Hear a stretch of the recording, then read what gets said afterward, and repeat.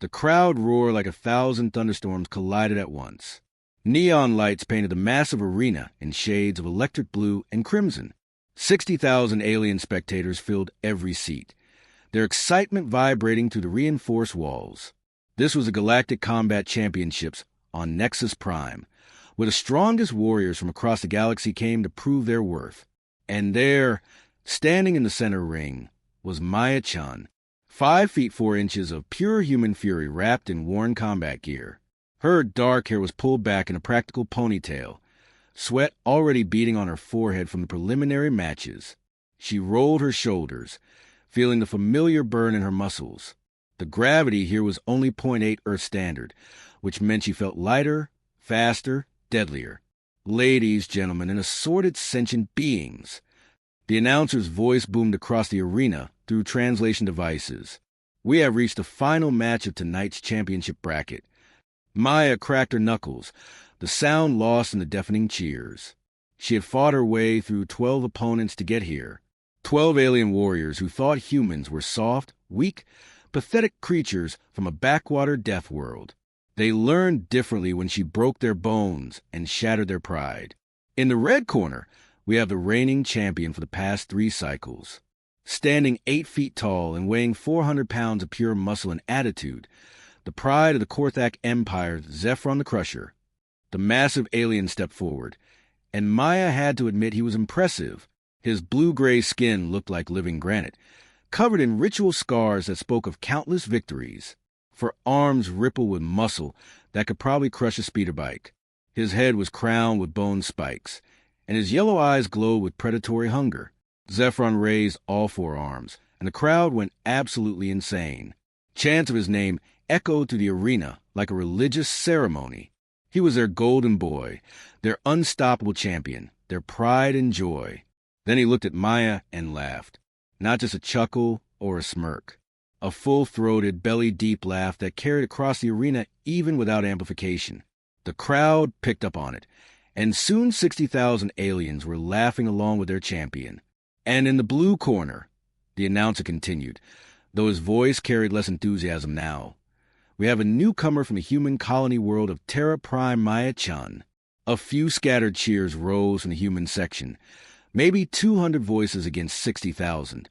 Maya waved at them anyway, flashing a grin that was all teeth and zero humor. Zephron stepped closer, his massive frame casting her in shadow.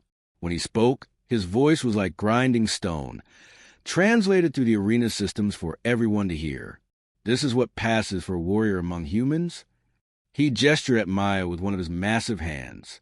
I have seen more intimidating creatures in my breakfast bowl. The crowd erupted in laughter again. Maya just stood there, hands on her hips, letting them have their fun. Look at her.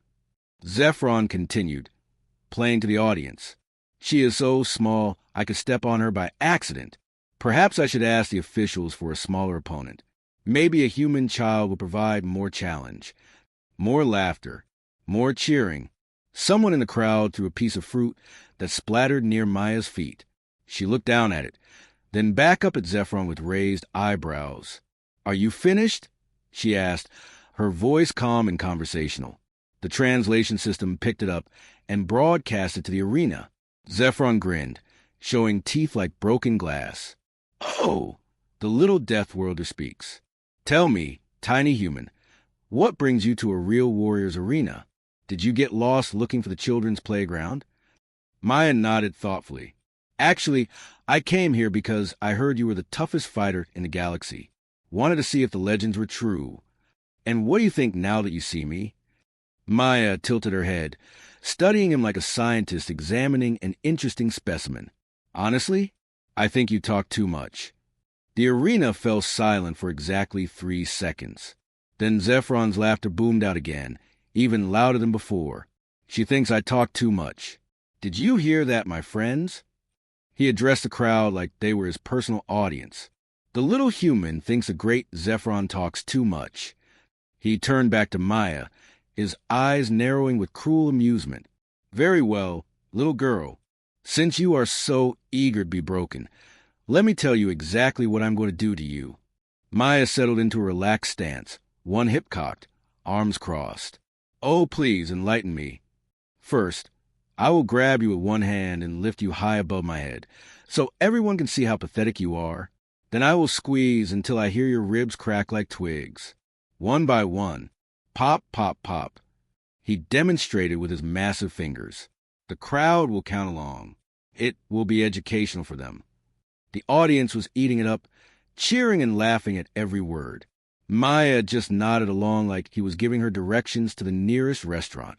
After your ribs are properly broken, Zephron continued, warming to his theme, I will drop you to the ground and step on your legs. Slowly. I want to hear the bone splinter. I want to see you crawl across the arena floor, begging for mercy that will never come. Sounds like you have really thought this through, Maya said. Very thorough planning. Oh, I am not finished yet. Zephron was practically glowing with sadistic glee now. After I break your legs, I will pick you up again and hold you by your pathetic little neck. I will squeeze just hard enough to cut off your air, but not hard enough to kill you quickly.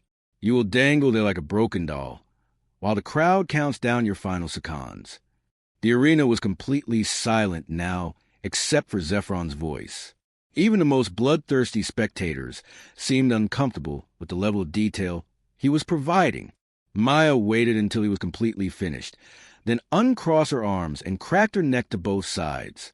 You know what, big guy? She said, her voice carrying clearly through the arena's sound system. I really appreciate you taking the time to explain all that. It shows you put a lot of thought into your technique. Zephron preened at what he took for a compliment. But here's the thing, Maya continued, and now her voice carried something that made the hair on the back of neck stand up across 60,000 spectators. You just made 3 really big mistakes. Oh! Zephron's grin faltered slightly. And what might those be, little human? Maya held up one finger. First mistake. You assumed I was scared of you. She held up a second finger. Second mistake. You told me exactly what you planned to do, which means I know exactly what to counter. She held up a third finger, and her smile was sharp enough to cut diamond. Third mistake. You insulted my species in front of 60,000 people, and now I have to make an example out of you. The arena was so quiet you could hear individual heartbeats in the front rows. You see, Zephron, Maya said, starting to circle him slowly, humans have this thing about being underestimated. We actually love it when people think we are weak and helpless. Makes what comes next so much more satisfying. Zephron turned to follow her movement, but some of his swagger was gone now. What comes next is your death, little girl. Maybe, Maya agreed, but probably not. Want to know why? She stopped circling and faced him directly, feet shoulder-width apart, hands loose at her sides. Every line of her body spoke of coiled violence waiting to explode. Because I am not just any human, Zephron. I am a third-generation colonial marine from a death world where the plants try to eat you and the weather tries to kill you every single day. I have been fighting things that want to murder me since I could walk. Her voice dropped barely above a whisper, but the arena systems picked up every word. And right now, looking at you, all I see is another bully who thinks size matters more than skill. Another fool who thinks fear is the same thing as respect. Another wannabe tough guy who has never faced someone who hits back harder than he does. The crowd was holding its collective breath. So here is what is actually going to happen, Zephron the Crusher. The bell is going to ring, and you are going to charge at me like the predictable brute you are. You will try to grab me with those big, slow hands of yours. And when you do, Maya's grin turned absolutely feral. I am going to show 60,000 people exactly why humans are called Deathworlders. And when this is over, you are going to be the one crawling across the arena floor. The silence stretched taut as a wire about to snap. Then the bell rang. Zephron exploded forward with a roar that shook the building, all 4 arms reaching for Maya like massive claws. He was fast for something his size, crossing the distance between them in less than 2 seconds. Maya moved like liquid lightning. She dropped into a slide that took her directly between Zephron's legs, rolled her feet behind him, and drove her elbow into the back of his left knee with surgical precision. The joint buckled with a wet popping sound that made the crowd gasp. Zephron stumbled but did not fall. He spun around, swiping at Maya with 2 of his arms. She ducked under the first swing, caught the second arm at the wrist, and used his own momentum to send him staggering sideways. "Too slow," she called out cheerfully, dancing away from his next attack. "Come on, champion. Where's all that crushing you were talking about?" Zephron bellowed in rage and charged again. This time, Maya waited until the last possible second, then stepped aside like a matador avoiding a bull. As he thundered past, she grabbed his trailing arm and twisted it behind his back in a move that would have dislocated a human shoulder. For Zephron, it just made him really, really angry. He spun back toward her, and this time he was ready for her speed. One massive hand caught her across the chest and sent her flying backward into the arena wall with a sound like thunder. The crowd roared approval as Maya slid down the wall and landed in a heap on the arena floor. Zephron strutted over to her, all four arms raised in premature victory. "Did you see that, my friends? One hit. That is all it took to break the little Deathworlder." Maya pushed herself up on her hands and knees, spitting blood onto the arena floor. Her ribs felt like someone had used them for drumsticks, and her vision was swimming slightly. "Stay down, little girl," Zephron advised, standing over her like a mountain of muscle and arrogance. "Accept your defeat with dignity." Maya looked up at him, blood trickling from the corner of her mouth, and started to laugh. It started as a low chuckle, then built into full-throated laughter that echoed through the suddenly quiet arena. She climbed to her feet, wiping blood from her chin, still laughing like she had heard the funniest joke in the galaxy. "Oh, Zephron," she said, shaking her head in apparent delight. "You beautiful, magnificent idiot." His confident expression faltered. "What are you laughing about?" Maya stretched her arms over her head, rolling her shoulders like she was just warming up. "I am laughing because you actually think that hurt." The arena went dead silent again. "See, that is the thing about humans," Maya continued conversationally, starting to circle him again. "We do not just come from a death world. We are the death world. Every single day of our lives is a test of survival that would kill most species in the galaxy." She gestured to the crowd with one casual hand. "These people think you are tough because you can lift heavy things and roar real loud. But toughness is not about how much damage you can deal. It is about how much damage you can take and keep fighting." Zephron charged at her again, but this time his movements were less coordinated, more desperate. Maya avoided his attacks with fluid grace, landing quick strikes on his joints and pressure points before dancing away. "The thing is," she continued, her voice never losing its conversational tone even as she fought, "humans have been perfecting the art of violence for thousands of years. We have studied every possible way to break, maim, and kill other living beings. It is our greatest talent as a species." She caught one of his arms in a joint lock and twisted until he screamed. The sound carried through the arena like a wounded animal's cry. And the really funny part? Maya released a lock and skipped backward, avoiding his retaliatory swing. I have not even started fighting seriously yet. The crowd was on its feet now, but they were not cheering anymore. They were watching in horrified fascination as their unbeatable champion was systematically dismantled by someone half his size. Maya stopped moving and planted her feet, finally ready to stop playing with her food. "Okay, Zephron," she said, and her voice carried a finality that made everyone in the arena shiver. "Playtime is over. Let me show you what a real Deathworlder looks like when she stops holding back." The change in her posture was subtle but unmistakable. Where before she had been loose and playful, now she was coiled steel and barely contained violence. Her eyes had gone completely cold, and when she smiled, it was the expression of a predator who had finally decided to stop toying with its prey. Zephron took an involuntary step backward, and Maya Chun, daughter of Terra Prime, third-generation colonial marine, and living embodiment of human stubbornness, began to show the galaxy exactly why her species had never met a fight they would not pick. ## Part 2, The Reckoning. The arena held its breath as Maya shifted into what could only be described as a hunting stance. Every muscle in her compact frame seemed to coil with potential energy, like a spring compressed to its breaking point. The playful woman who had been dancing around Zephron moments before was gone, replaced by something primal and terrifying. Zephron, for his part, was beginning to understand that he had made a catastrophic error in judgment. The human was not just fast or skilled. She was something else entirely. Something that his species' deepest instincts recognized as an apex predator. "Come on then, champion," Maya said, her voice cutting through the silence like a blade. "You wanted to crush me, remember? Here I am." Zephron roared and charged, but his heart was no longer in it. Fear had crept into his movements, making him sloppy and predictable. Maya waited until he was 3 steps away, then moved.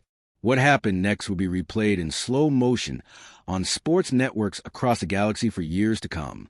Maya dropped low and drove her shoulder into Zephron's midsection with the force of a battering ram. The impact lifted the 8-foot alien completely off his feet and sent him crashing onto his back with sound like a building collapsing. Before he could recover, Maya was on him. She grabbed his lower right arm and twisted it into a position that arms were definitely not meant to go. The wet cracking sound of breaking bone echoed through the arena. Zephron's scream could have shattered windows. "One," Maya said calmly, releasing the broken arm and moving to the next one. "You said you were going to break my bones one by one, right? I thought I would return the favor."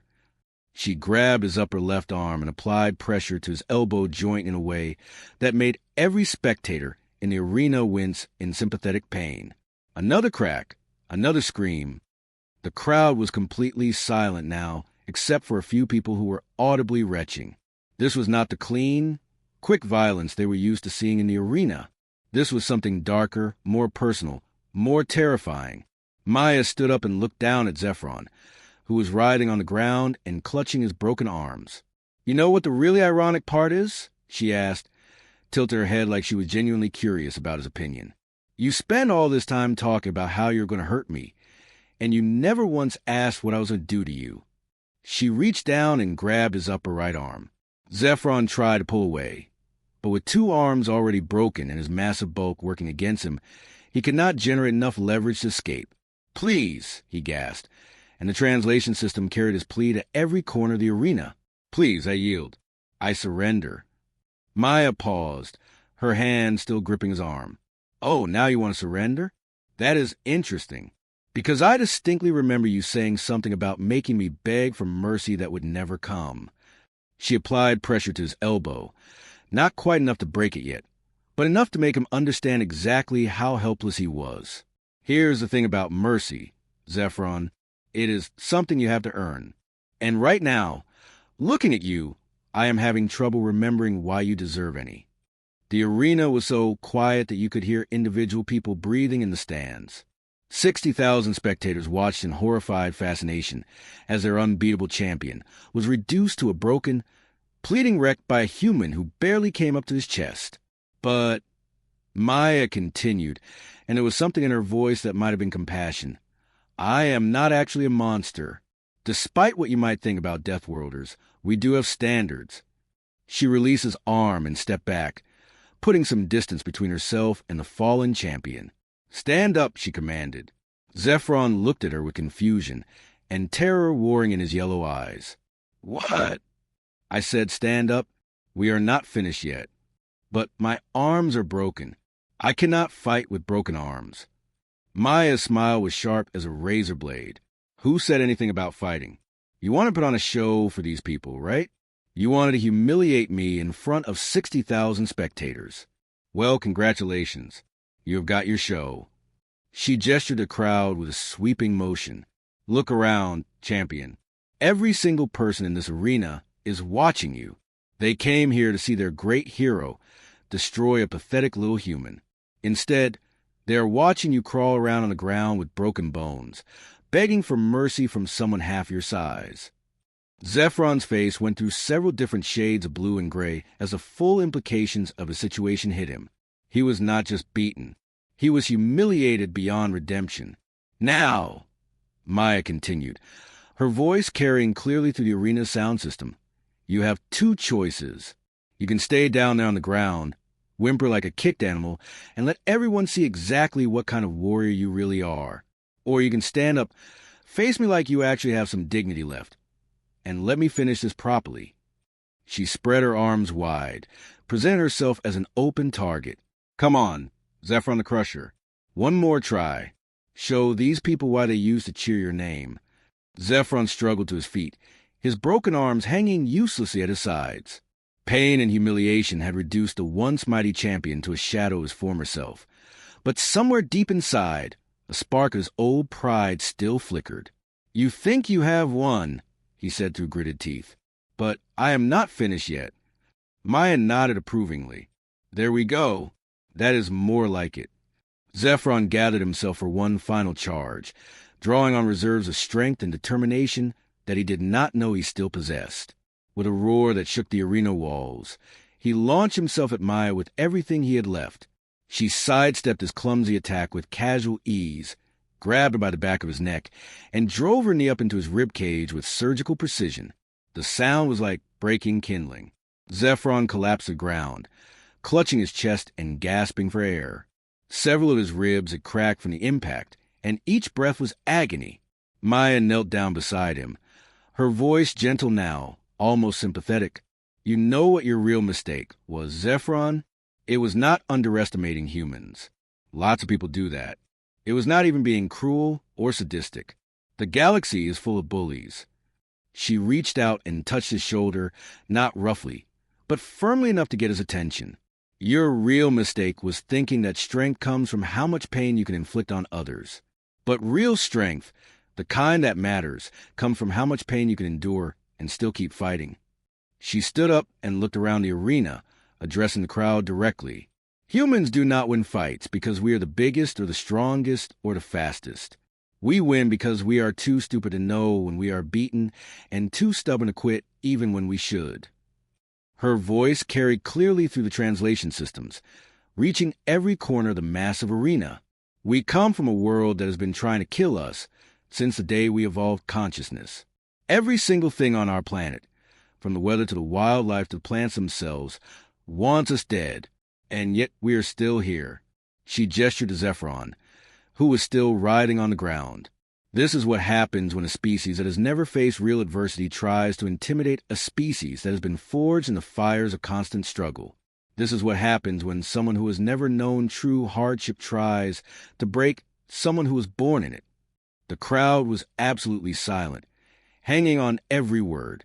"But here's the thing," Maya continued, and now her voice carried something that might have been sadness. "I do not actually enjoy this. Breaking people, humiliating them, causing pain. That is not what humans are about, despite what some of you might think." She walked over to Zephron and knelt down beside him again. "We fight because we have to. We are violent because the universe is violent, and someone has to be able to stand up to it.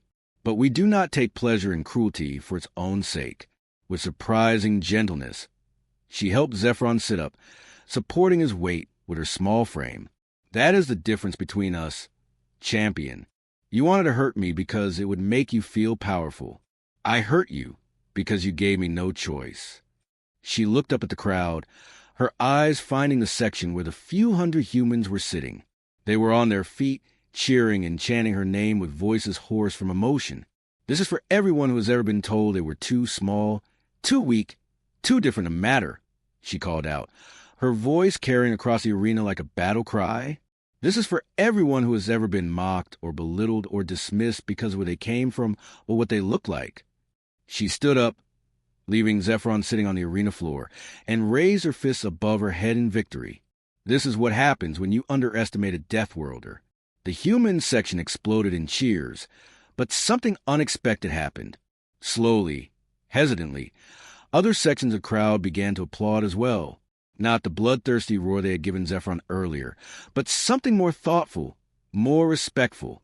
They had come to see a massacre, but instead they had witnessed something else entirely. They had seen what real strength looked like, and it was not what they had expected. The announcer's voice crackled over the arena speakers, sounding somewhat stunned. "Ladies, gentlemen, and assorted sentient beings, we have a winner. By technical knockout, representing human colonies, Maya Chun." As the cheers washed over her, Maya walked back to where Zephron was still sitting on the ground. She extended her hand to him, offering to help him to his feet. He looked at her hand for a long moment, then at her face, trying to understand his final gesture. "Why?" he asked, his voice barely audible over the crowd noise. Maya shrugged, because the fight is over, and because holding grudges is exhausting. After a moment's hesitation, Zephron reached out with one of his unbroken arms and accepted her help. Together, they stood in the center of the arena, the fallen champion and the unlikely victor. "You know," Maya said, loud enough for the translation systems to pick up, "you are tougher than I expected. Most people would have stayed down after the second broken arm." Zephron managed something that might have been a smile. "You are not what I expected either." "Yeah, well," Maya grinned back at him, "that is kind of our thing." As medical personnel rushed onto the arena floor to tend to Zephron's injuries, Maya walked toward the exit that would take her to the victor's area. But she paused at the edge of the arena and looked back at the crowd one more time. "Hey!" she called out, her voice carrying clearly through the arena. "Next time someone tells you humans are weak, remember this moment. Remember that size does not matter, species does not matter, and reputation definitely does not matter." She spread her arms wide, encompassing the entire arena with her gesture. What matters is heart. What matters is determination. What matters is a refusal to give up, even when everything seems hopeless. Her voice dropped to barely above a whisper, but somehow everyone in the arena heard it. That is what makes us human. That is what makes us Deathworlders. And that is why you should never, ever underestimate someone just because they are different than you. With that, Maya walked out of the arena, leaving behind a crowd of 60,000 aliens who would never look at humans the same way again. And in the medical bay, as doctors worked to set his broken bones, Zephron the former Crusher watched the replay of his defeat on the wall monitor and tried to understand how he had so completely misjudged his opponent. The answer, he was beginning to realize, was simpler than he had thought. He had looked at Maya-chan and seen a small, weak human from a primitive world.